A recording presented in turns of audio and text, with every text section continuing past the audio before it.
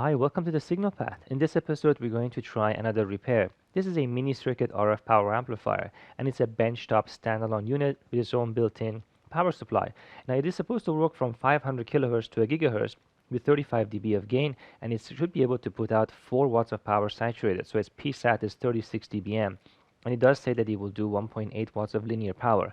Now, what does linear mean in this case? We'll have to measure it if we can get it to work. But 1.8 watt is only 4 dB back off or so from saturated power, so I'm not sure how linear it would be. The input port and output ports are BNCs, which are good enough for a 1 gigahertz. 1 gigahertz is pretty low frequency, but because it's a standalone unit, it's definitely worth fixing and also analyzing and see how it is built.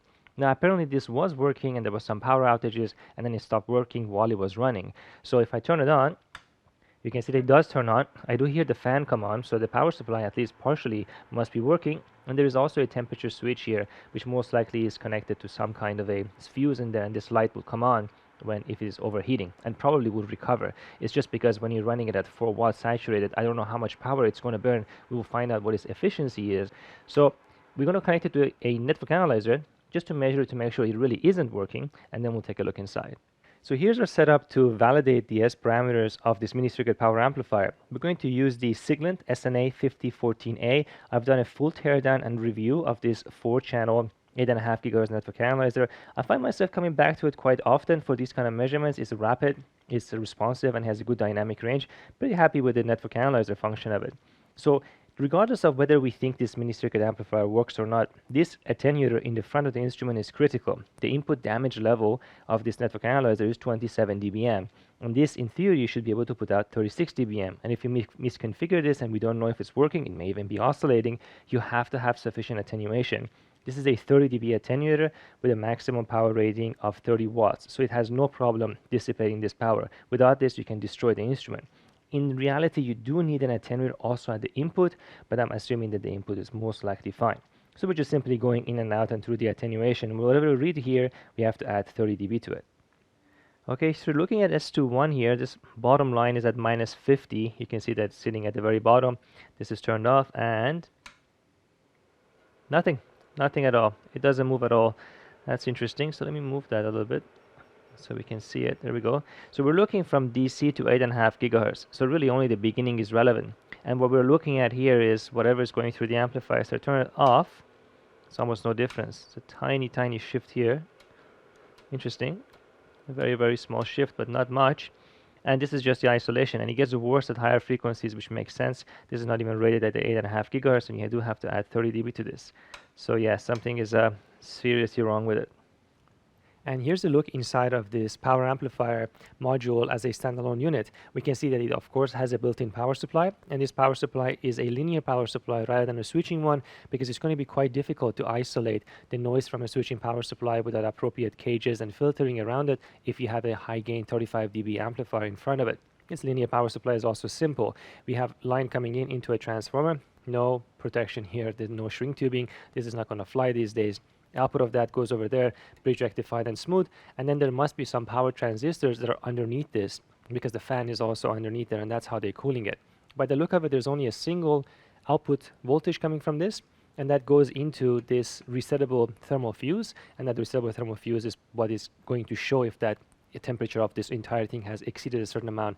It looks like it will just simply disconnect the power supply from the entire amplifier, so we have to check that. And then it goes into this entire thing. And if you look over here, you can clearly see that this is handmade, and a lot of work has gone into it. Again, this is only a gigahertz, so you can afford to do this, but there's a ton of tuning and everything done here, and they must be doing some live measurement and adjusting it. We'll have to analyze that separately. It looks like a multi-stage amplifier. Other than that, there is really nothing unusual there. Our first test is going to be checking the power supply and checking the fuse, and then checking all the biasing of the stages in here. So let's take a look at our multi-stage power amplifier and see how they put it together. Now, if you're looking at this, you can see that it's kind of haphazardly put together. But that's because it's 1 gigahertz, and you can get away with that. You just have to make sure you have a nice RF path, and you have the appropriate matching networks and interstage connections and biasing, and then at 1 gigahertz, you can tune things and it'll be fine. At higher frequencies, you're going to have to be a lot more careful than this. So let's see how this looks like. So here's the input coming over here. This is a front-end BNC. There's a microcoax that goes around here, and you can see the first blocking capacitor here. This is going to define basically our lowest cutoff frequency along with many other series capacitors. And then their first transistor is right there. So that's our first RF transistor. Now there's a very big difference between this and the last stage, because this is basically just mostly for gain. It's not going to be able to provide us with the 4 watt of power. That's going to be the final stage.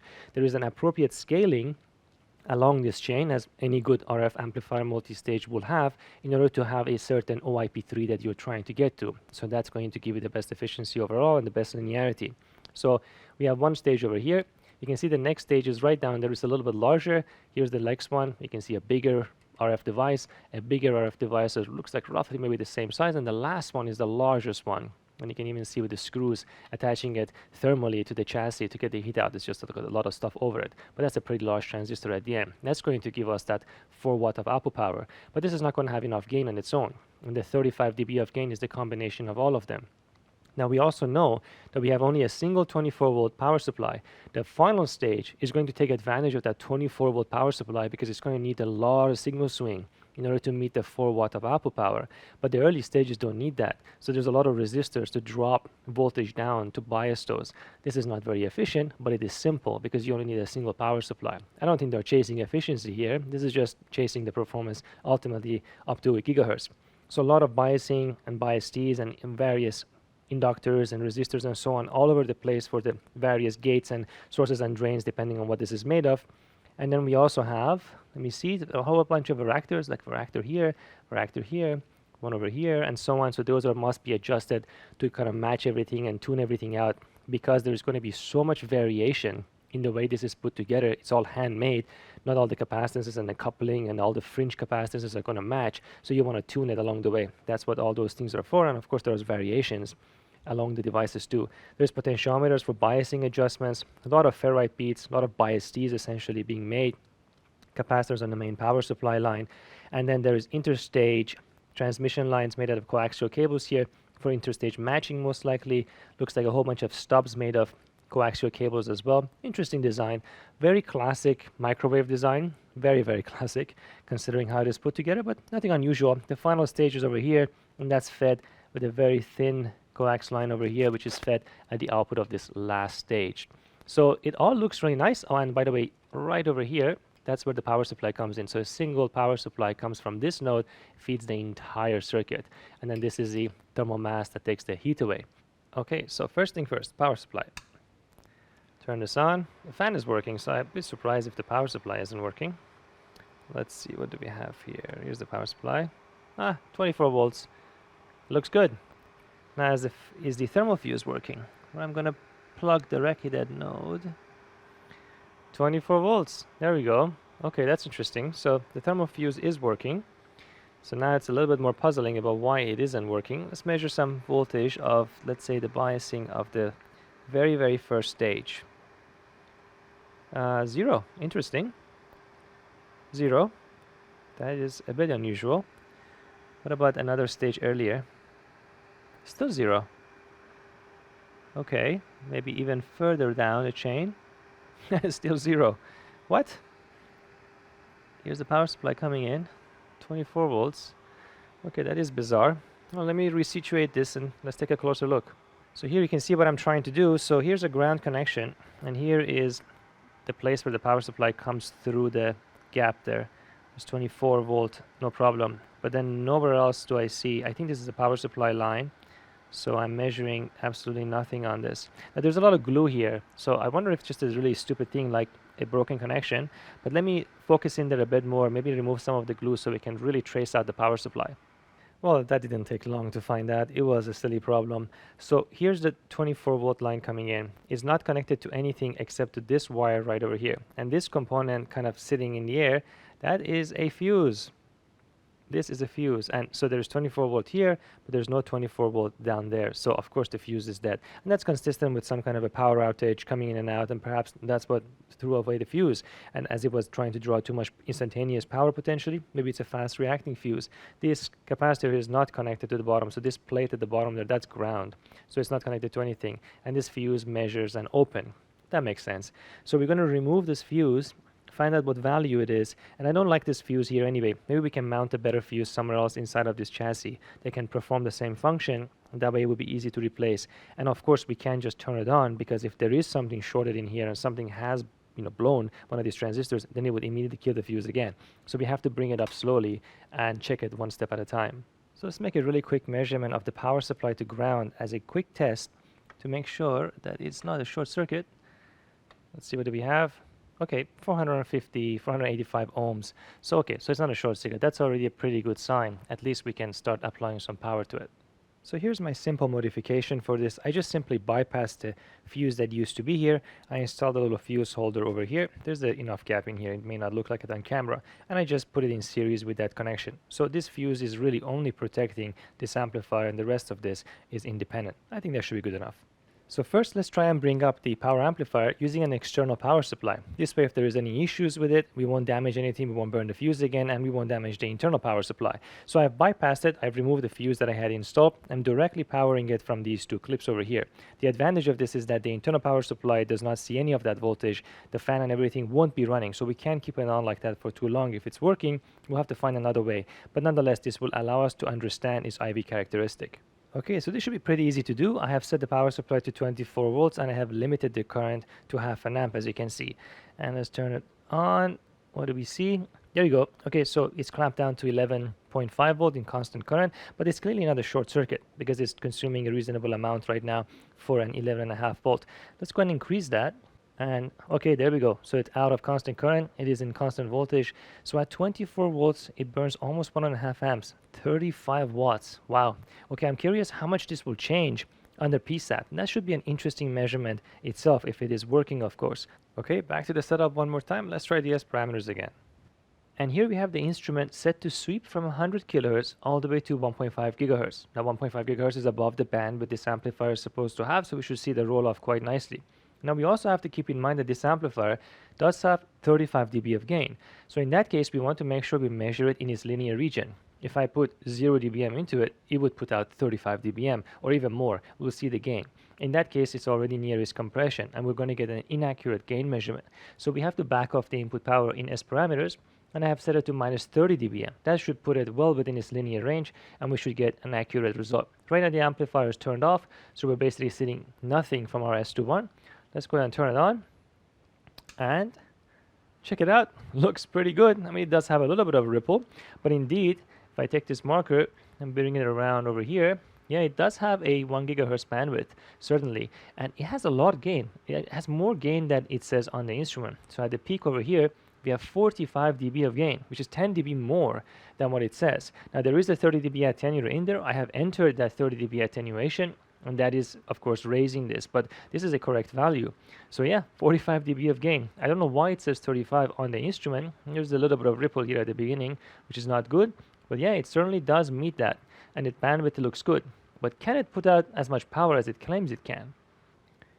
So I've changed the scale a little bit here. Now this is 1 dB per division, and I'm only showing it up to 1 gigahertz. And I want you to pay attention to how the S parameter changes by just simply moving the lid of the instrument around. This is a good demonstration of cavity effects and internal reflections that can change the response of something even as frequency as low as a couple of 100 megahertz. So I'm just going to simply remove the lid. Look at this. If I just lift the lid off, look, the shape of this completely changes. Look how much it smooths out. If I put the lid back on and just move the lid around a little bit, you can actually get these peaks happening. I'm a bit surprised that this doesn't have absorbers everywhere on the inside. So here I remove the lid and I just put my hand near the amplifier. Look, I can just move my hand around inside of the case and change the response. Because of all the coupling, you saw how open the design of this is. So it's extremely sensitive to things around the environment. I'm thinking of adding some absorber to the bottom of the lid and put it back on and screw it in so we can get perhaps a well-behaved S parameter. So I put some absorber and tighten the screws around the lid. It is a little more stable. The peaks are gone, but it still has some ripple in it. So why don't we check it against this datasheet? And in fact, let's measure all of its characteristics as the datasheet claims it should have, like saturated output power, efficiency, OIP3, noise figure, P1dB, and all of that. That should be interesting in itself. And we're going to use Siglin's equipments to actually accomplish this. So here's the response here. If you go back and take a look at its datasheet, so here it is, and it looks like that. Looks like it was about $1,500 each. And it says it does have high gain, 38 dB typical, so it is more than that. It's actually quite a bit more than that, 7 dB more, which is interesting itself. It says that it has a 37 dBm typical 3.5 dB compression, so basically its saturated output power should be 37 dBm. We're going to test that. And going down here, if there's anything else that's interesting, its 1 dB compression point should be 35 dBm, pretty good. Noise figure 8 dB, not bad for something like this. Here you go, IP3's 45 dBm. So that should be cool. This must be OIP3. Let's go down over here. So here's the gain. Yeah, even in this plot, the gain goes up to 41. Okay, we go to 45. And here it is. So it has some ripple. So here's the gain. Yeah, it does go up and down a little bit. But I think ours is not as good as this in terms of flatness. Yeah, we do have a little bit. This is 1 dB per division, and this is, oh, this is 2 dB per division. Okay, well, we can change that. Sometimes just changing that when you look at it visually, it does actually make a difference. So here you go, 2 dB per division. Yeah, so if you look at this, compare it with this, yeah, it does have about the same, not too bad. Directivity looks reasonable. You can see the directivity gets worse as we go to higher frequency, as to be expected.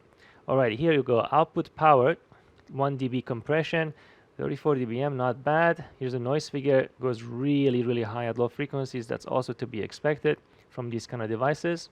Yeah, that's it. That's all it says. Does it say what the application is? Testing a laboratory use. Yeah, what else are you going to do with something like this at the size that it has? Good. Let's measure one characteristic at a time. So let's try and get the most out of our current setup. So I want to measure the output compression and the P1 dB compression of this amplifier directly using the Siglent network analyzer that's already calibrated. So we have the gain, that's easy to do across frequency. But if I want to measure the compression, we can very easily do that also with the power sweep, because we will see how much output is coming out through the gain and the input power. Let me show you what I mean.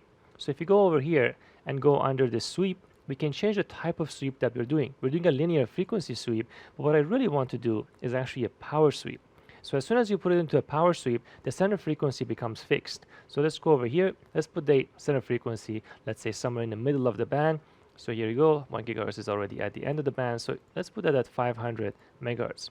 So this is now in the middle of the band. Now if I go over here, and if I go over our power here, we can see that the start power is minus 10 dBm and the stop power is 0 dBm. So let's change that so we can start from the linear portion of the amplifier. So we know that minus 30 dBm certainly is going to put us in that linear region. And here, let's push the amplifier really hard. Remember, this has 45 dB of gain. So if I put 0 dBm into it, if it was infinitely linear, it should put out 45 dBm. And of course, it cannot do that because it passes compression. So I think even this is okay, but we can put 5 dBm just for the sake of that. Now let's take a look at this and put the marker over here. So let's see what this tells us. So it tells us that when the input power is very low, the gain of this amplifier is 45 dB. And we know this because we measured it without any issue. So if this is 45 dB, the 1 dB compression would be when the gain of this amplifier drops by 1 dB, because the x-axis is linear in dB. And the y-axis is also linear, so when this drops 1 dB, we'll be at the 1 dB compression. So if it's 45, we're looking around 44. So we're going to bring that until we see 44, about just around here. There you go.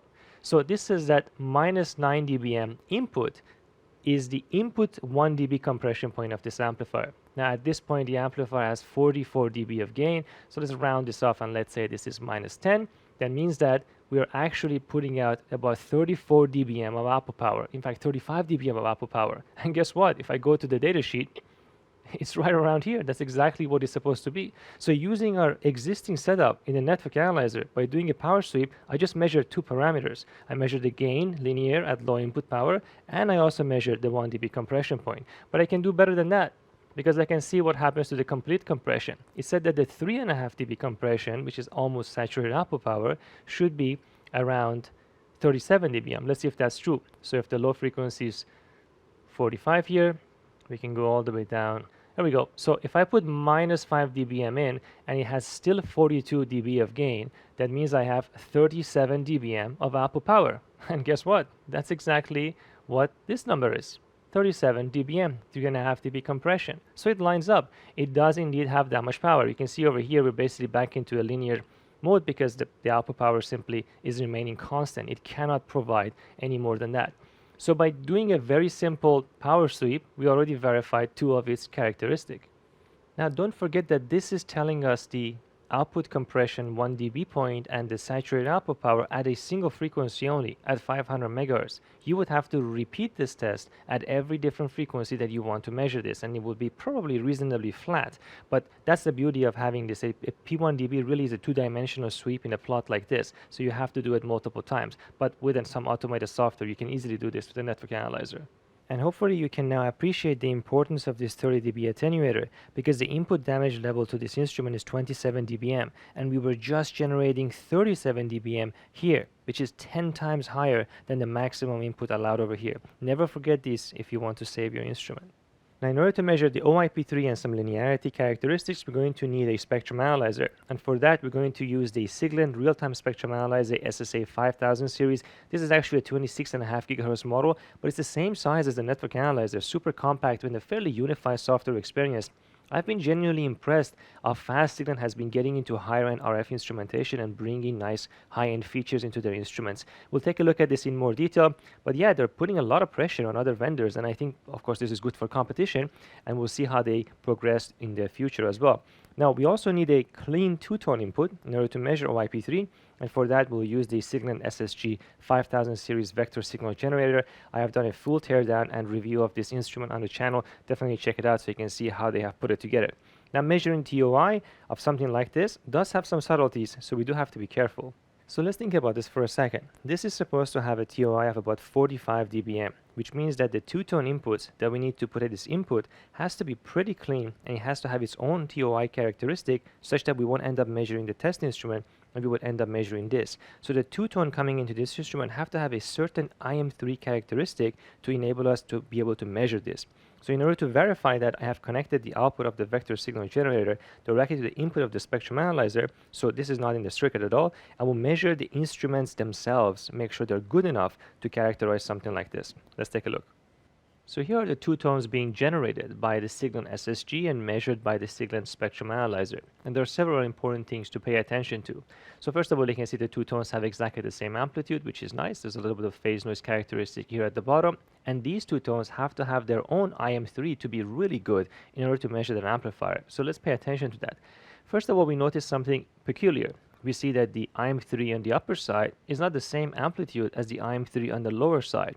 So you may think, well, some bizarre nonlinearity characteristic of the SSG, but that's actually not the case. If you pay attention, this is being generated on a 500 megahertz carrier, and the 500 megahertz carrier is over here. So what we're seeing in the middle is the LO rejection limitation of the SSG plus this IM3 on top of each other. That's in fact what this asymmetry is. It's not because of an asymmetry in the nonlinearity terms. And this is a software limitation of the SSG. I cannot take these two tones and place them here. If I could do that, we would solve this problem because the IM3 and the LO rejection would not coincide.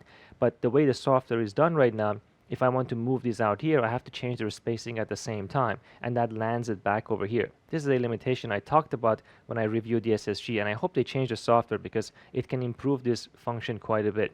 Nonetheless, we have to take the worst case scenario, which is this one.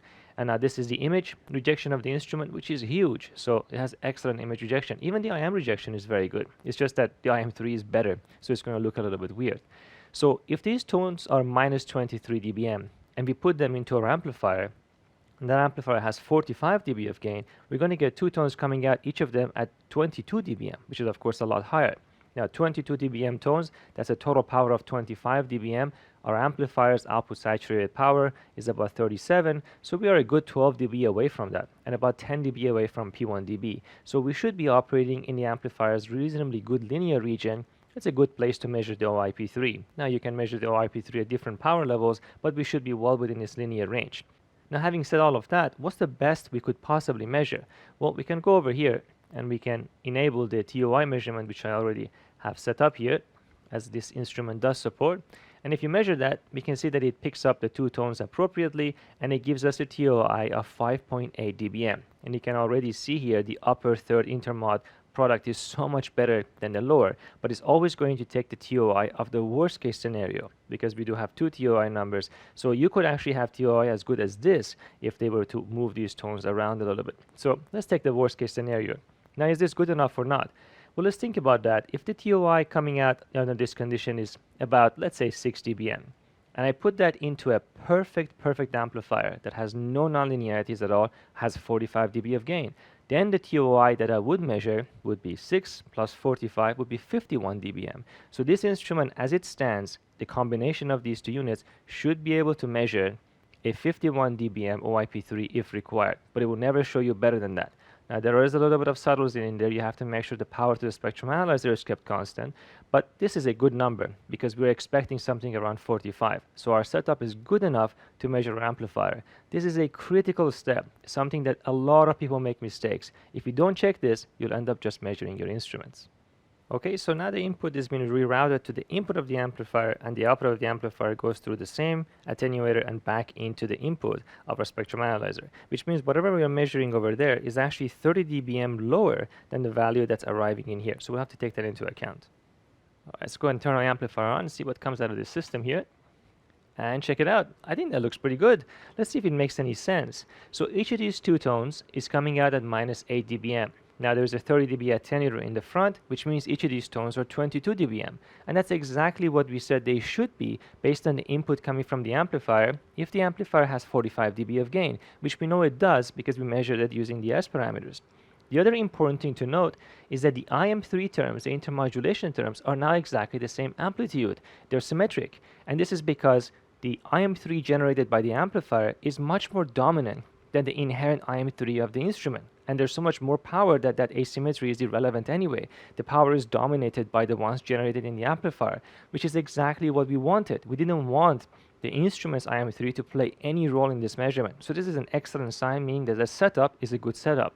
Now let's go and measure TOI. So here you go, it catches all the tones correctly again. And if you look at that, the TOI is symmetric between the upper and lower side. That's because the IM3 terms are the same. This is good. And what is it telling me? It says that TOI is about 12 dBm. Well, does that make any sense? Well, we do have a 30 dB attenuator in the front, which means the actual TOI is 30 plus 12, is 42 dBm. Now, the instrument's TOI should be 45, so we're missing about 3 dB. And I think that's because there is more gain in this amplifier than it should be. And I think some of the interstage are experiencing larger signals and generating perhaps a bit more higher intermodulation terms. It could be that perhaps it meets this 45 dB OIP3 at different output power levels, but over here it is measuring 42, which is pretty close. And I'm pretty happy with the setup, and I think it means that the amplifier is most likely functional. Again, you have to make this measurement across all the frequency ranges, but it shows how important it is to set it up correctly so that the measurement makes sense. And the only thing left to measure is the noise figure, but unfortunately I can't use this signal spectrum analyzer to measure noise figure right now because I'm missing the widget that allows a 28-volt noise source drive to be generated from a USB port. It's actually not an expensive part, but unfortunately don't have one, so we're going to have to use a different instrument for measuring noise figure, but as you can see, the noise figure personality is already available here. And here's our setup for measuring noise figure. We're going to use the Y-factor method. I do have an Agilent SNS noise source. This is a good source with 6 dB ENR. Goes up to 18 GHz. We don't need the whole range, of course. And it's directly connected to the input of the amplifier. The output is taken and still goes through the 30 dB attenuator. Even though in this setup we shouldn't generate a lot of power, we should still be very careful not to damage anything. I am working on a full tutorial on noise and how it works and how it is measured. That's going to come out later. So for now, let's take this as it is. Now at the top over here, we do have our Keysight MXAB, which is going to be used to measuring the noise with its own noise figure personality, and the ENR table is automatically downloaded into this with the connection of the noise source. Let's turn the amplifier on, and let's see if that makes any sense. It's going to auto scale, and here it is. We're going to analyze it in a second. Now at the middle of the screen, right where the cursor is, you see that there is a peak. Let's see if you can figure out where that peak is coming from. I'm going to leave it up to you as a quiz. But let's analyze and see if these numbers are aligned with the datasheet. So the first thing to check is the gain of the amplifier, whether it makes sense or not. And if you look at the bottom, this gain curve looks very similar to the gain curve we saw when we were doing the S parameters. Remember that you have to add 30 dB to this because we still have the 30 dB attenuator. So this is good. 30 plus around 15 is about 45. That is correct. That's exactly what we saw before. And at the top is the noise figure. At 500 megahertz, the noise figure is about 4.9 dB. Let's say about 5 dB. Now, does this match the datasheet? If we go over here, here's what they're saying the typical noise figure should look like. And at 500 megahertz, the noise is actually a little bit higher in the datasheet than the noise that we're measuring. And this is consistent with the fact that the gain of the whole thing was quite a bit higher, but its linearity was a little worse. So I think we just simply have more gain in some of the interstages, and it still matches. It lowers the noise figure of the whole thing, but it doesn't have as much linearity as it does. So it's a classic typical trade-off between noise and linearity that happens in pretty much any amplifier design. But the shape looks good, and it does match the datasheet to a large extent. So this is a lot of characterization of this amplifier, and it is, reasonably close to its datasheet. Now, of course, you may ask, but you have a 30 dB attenuator here, and we took that into account when we looked at the gain, but how do we know noise is correct? Well, that's going to be part of the tutorial, but just to explain it briefly, the gain of the front-end amplifier is so large, it's 45 dB, and by the Friese equation, the noise impact of that 30 dB attenuator is divided by the gain of the front edge. So that 30 dB attenuator does have a 30 dB noise figure. It's equal to its attenuation. But once you divide it out, the effect of this is around maybe 0.05 or 0.1 dB in the whole thing. So it's almost nothing. So, but that's still a pretty important to take into account, and you must take that into account when you're taking your noise figure measurement. But for the purposes of this test, this is accurate. I almost forgot that we wanted to also measure the efficiency. Now in this case, I have to bypass the power supply once again, and I have a fan coming from a different power supply so that we don't burn up the amplifier, because without the cover, the correct airflow is not going over the amplifier. Now we don't really need to connect this to anything. I've terminated into 50 ohms, so that way we can generate saturated output power into the load, and this signal is going to come from a synthesizer right up there, the signal 1. So we can just simply put it into saturation and then compare the power consumption and see how it changes. Let's go and turn it on, and let's see what we get. So we did this test earlier when we were testing it. So I'm putting 24.5 volt into it to account for a little bit of the drop in the cables, and you can see it's burning 38 watts. Now there's no input right now, so this is the idle state. Basically in class A, you're going to have this power consumption. So when this amplifier is linear, its efficiency is going to be pretty bad. But once we put power into it and saturate its output, it's going to go into deep class B, because we're basically turning all those transistors hard on and off into very nonlinear mode. So the overall average power consumption is going to go up quite a bit. Let's see what happens if I saturate it. I'm going to put 0 dBm into it, which will definitely saturate the output. And look at that, now we're burning 55 watts. So it's putting out about 36, 37 dBm, and it's burning 55 watts. So that's about a 10% efficiency, which is, not amazing, but it's also not bad. It does have 45 dB of gain. It is 5 stages. So yeah, we're dealing with the 10% Psat power added efficiency amplifier. The reason I'm not taking the input power into account is because it's insignificant compared to its total power consumption. It has so much gain that it doesn't matter anyway. But yeah, a 10% amplifier efficiency. And there you have it. I hope you enjoyed this video. Even though the repair itself was simple, I thought I would dig into some RF measurement techniques and show you all the nuances for making these kind of complicated measurements and how easy it is to make errors. As always, you can support the channel either through Patreon or PayPal. It really does help. These things do take a very long time to put together. As always, let me know what you think in the comment section. I'll see you next time.